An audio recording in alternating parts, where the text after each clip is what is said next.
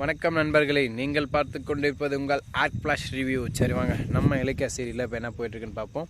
என்னடா சொல்கிற, ஜானு சீரியஸாக இருக்காங்களா?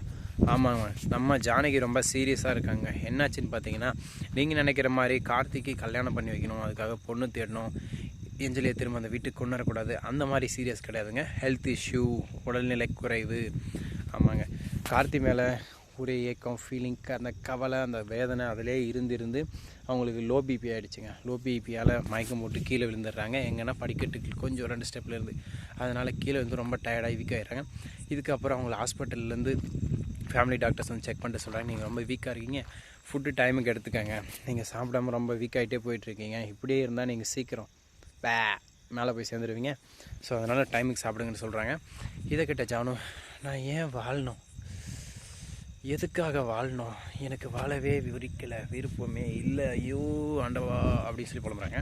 இதை கேட்ட டாக்டரும், என்ன ஜானகி என்னாச்சு, நீங்களாம் அப்படி பேச மாட்டீங்களே, நீங்களா இது உங்களுக்கு என்ன பிரச்சனைன்னு கேட்க, என் பெரிய மகன் பெரிய மருமக பிரச்சனை இல்லைங்க, சின்ன மகன் சின்ன மருமக தாங்க பிரச்சனை.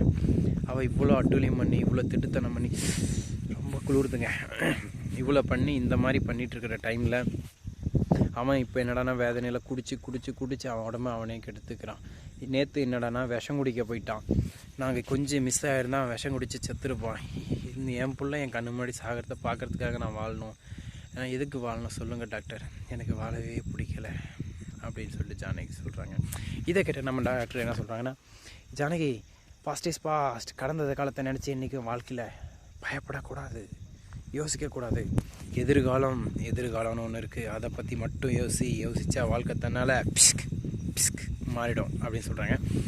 இதை கேட்ட உடனே நம்மளோட ஜானகிக்கு அப்படியே பூஸ்டப் ஆகுன்னு பார்த்தா, பூஸ்டப் ஆகலாம் மாறினாவில், சரிங்க டாக்டர் டேப்லெட் எழுதி கொடுங்க சாப்பிட்றேன் அப்படின்னு சொல்கிறாங்க. நம்ம மண்ணாங்கட்டி ஜானகி, அவங்கள என்ன சொல்கிறதுனே தெரியலிங்க. நான் டாக்டர் சொன்னதுக்கு பூஸ்டப் ஆகி படையப்பா ரஜினி மாதிரி ஹே சொல்லுவாங்கன்னு பார்த்தா ங்கிறாங்க. அவங்கள வச்சு என்ன பண்ணுறது எனக்கும் தெரியல நண்பர்களே. நீங்கள் யாராவது தெரிஞ்ச மாதிரி கமெண்ட் செக்ஷனில் கமெண்ட் பண்ணுங்கள்.